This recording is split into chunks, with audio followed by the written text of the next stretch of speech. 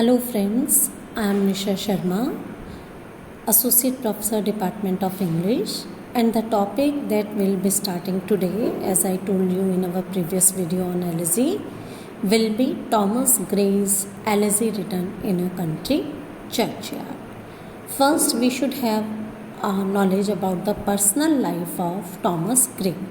Thomas Gray was born in 1716 on December 6 in Cornhill, London.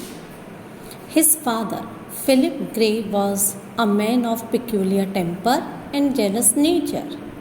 At times, he suffered from fits of insanity, and during such fits, he became furious.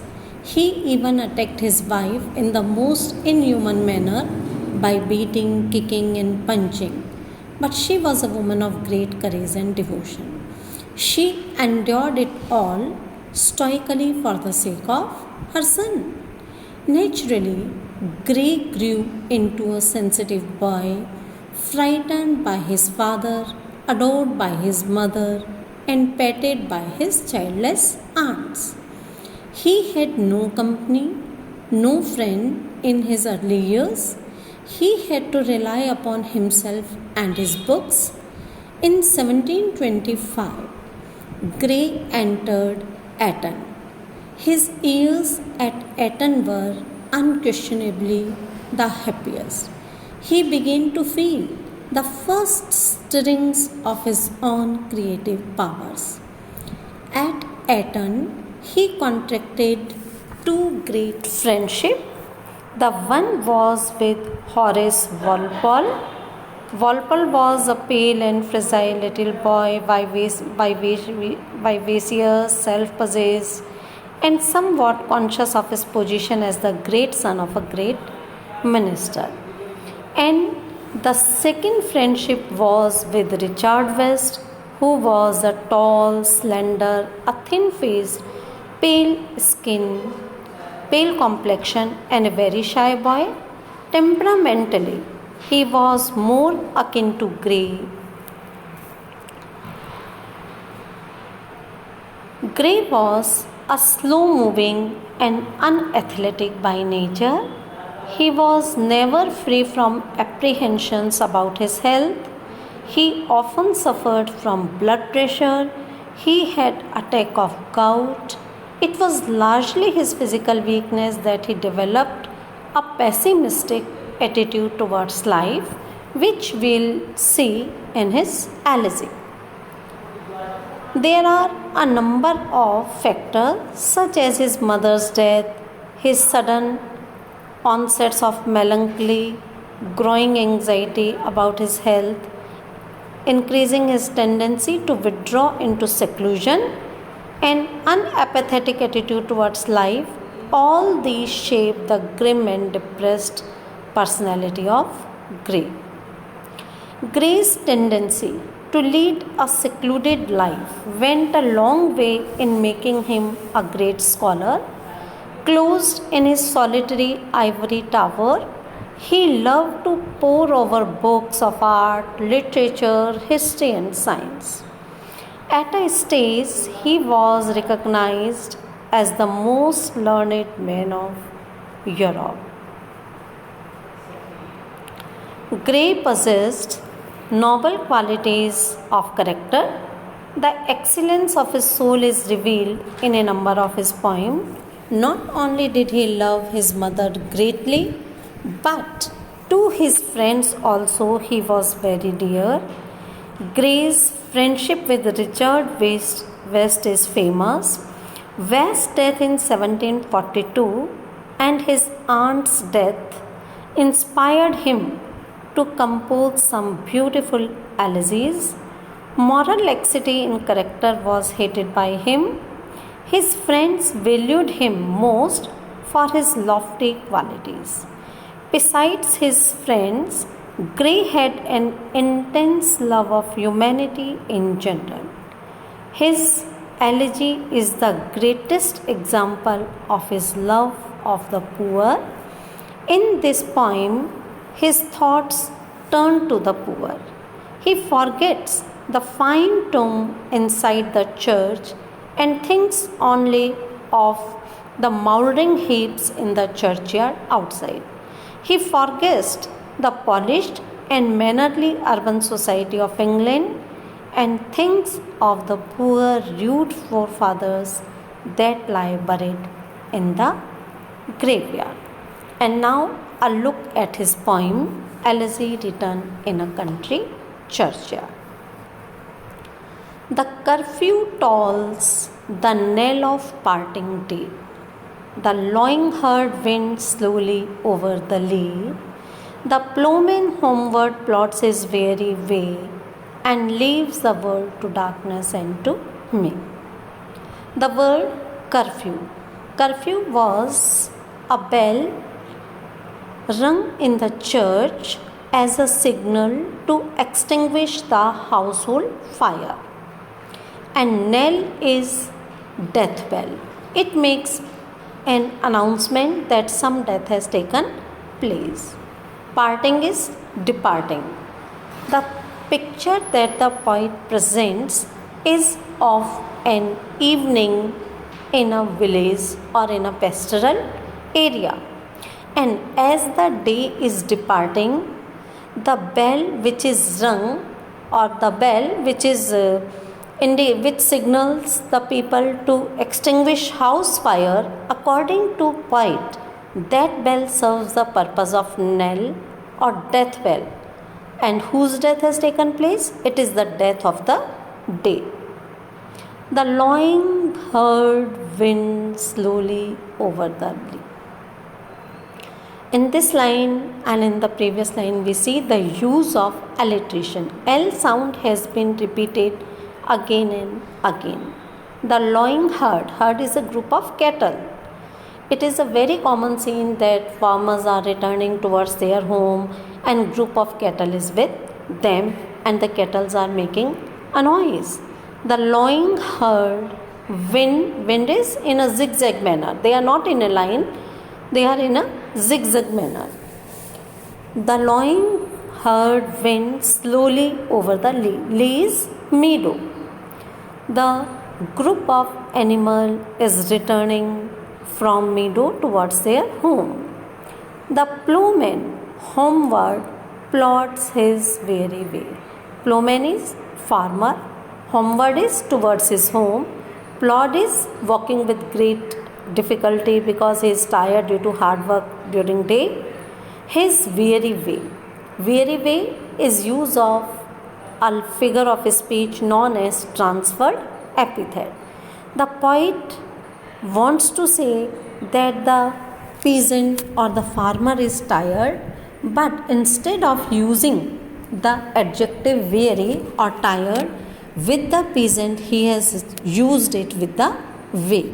So weary way is an example of use of transferred epithet, and at the same time it is an example of weary ways alliteration. And leaves the world to darkness and to me. And leaves the world to darkness and to me.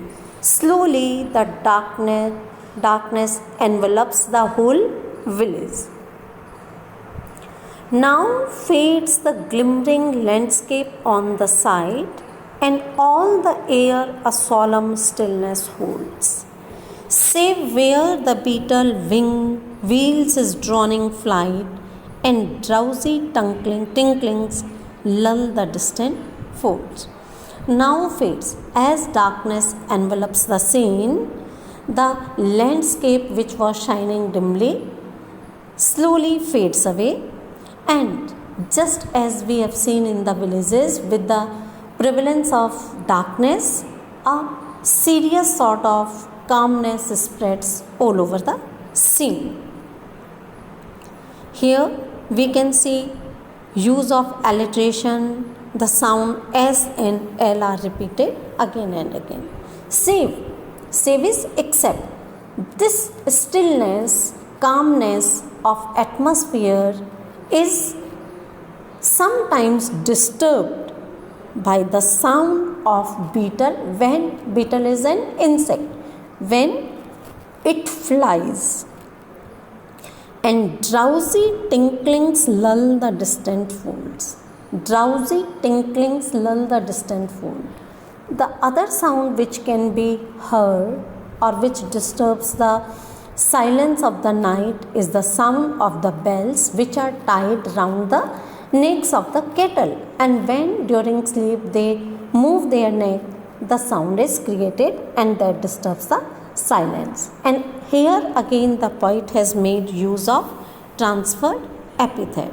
He says drowsy tinklings. Drowsy is a sound which is associated with person. It is not the bell which is tinkling. It is the animal who is feeling sleepy or drowsy. Save that from yonder ivy mental tower, the moping owl does to the moon complain of such as wandering near her secret bower, molest her ancient solitary ring. Save is except.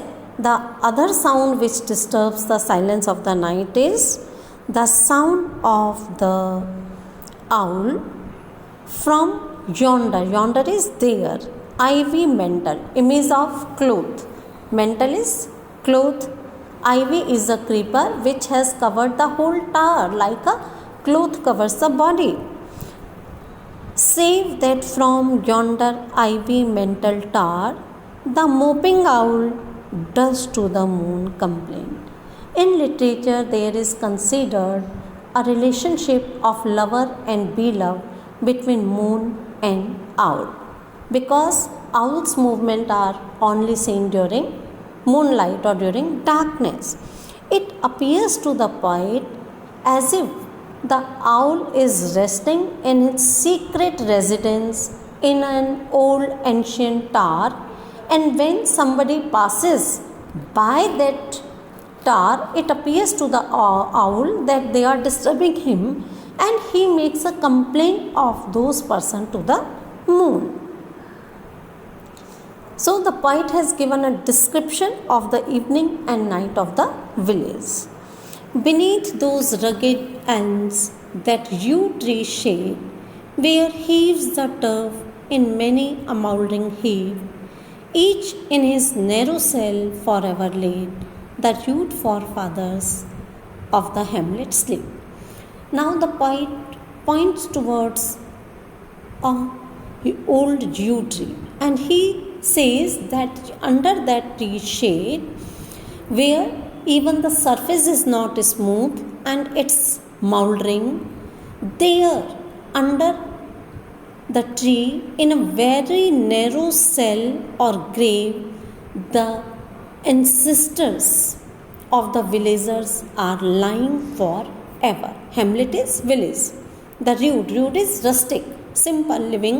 Forefathers is ancestors are sleeping, but their sleep is eternal because they are having sleep in death. The breezy call of incense breathing morn, the swallow twittering from the straw-built shed, the cock shrill clarion or the echoing horn, no more shall rouse them from their lovely bed. Now the poet presents a beautiful picture of the morning in a village. The breezy call of incense breathing morn. The morning breeze which is filled with the fragrance of flowers. The swallow twittering from the straw-built shed, or the sound of swallow which is chirping in its nest. The cock's shrill clarion. The sound of the cock is compared with sharp sound of clarion or the trumpet or the echoing horn or the echoing sound of the horn instrument which is played by the hunters when they go for hunting.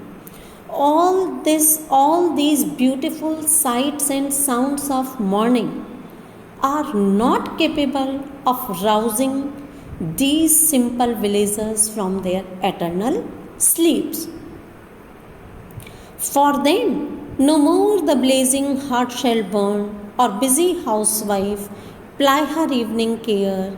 No children run to lisp their sir's return, or climb his knees the envied kiss to share. The poet presents a very beautiful picture of domestic life of these people when they were alive. At that time, when these people used to return home in the evening, their wives used to wait for them with blazing hearth. Blazing hearth is a symbol of welcome. Nowadays, gas has taken place of hearths.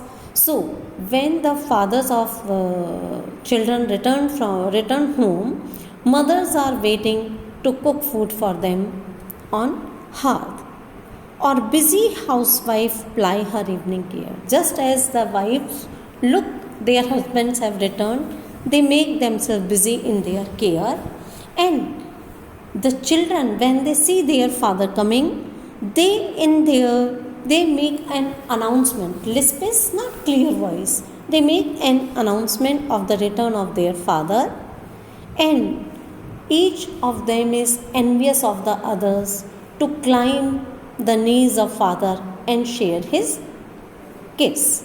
But since these people have died, they are no more. They are deprived of these domestic pleasures. Off did the harvest to their sickle yield, their furrow of the stubborn glebe has broke. How jocund did they drive their team afield, how bowed the woods beneath their sturdy stroke. The poet in this particular stanza describes the lifestyle or the occupation or the work of these persons when they were alive. Off did the harvest to their sickle yield. What the poet wants to say is they used to do the work of wood cutting and farming.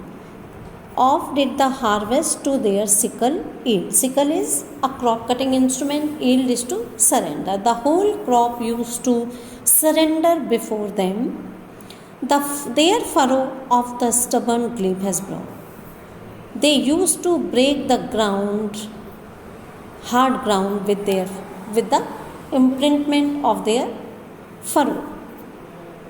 How jocund is happily did they drive their team afield in order to how jocund is happily. These peoples used to drive their team of ox to plough the field happily. How bowed the woods. Woods is trees, bow is surrender. Beneath their sturdy straw. Beneath their sturdy or strong blow, the whole tree used to surrender. So, the work that was done by these people when they were alive was crop cutting, harvesting, and wood cutting work. The next stanzas will be taken care of in our next videos. Thank you.